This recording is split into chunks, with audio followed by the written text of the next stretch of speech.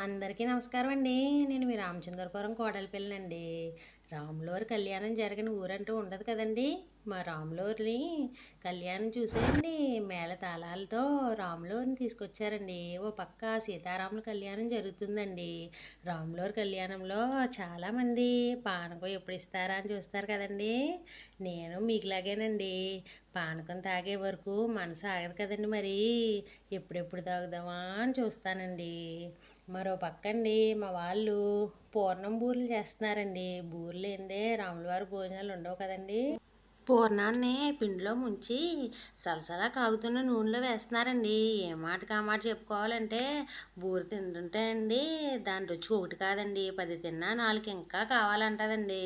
ఓసారి భోజనాలు ఎన్ని ఐటమ్స్ ఉన్నాయో చూసేయండి. ఇంకో పక్క పిల్లకాయలు అందరికీ నీళ్ళు ఇస్తున్నారండి. ఇది ఏంటనుకుంటున్నారా? మా ఆడవాళ్ళు వాడకవండి. Full video Ramachandrapuram Kodalipalli YouTube channel upload అవుతుంది.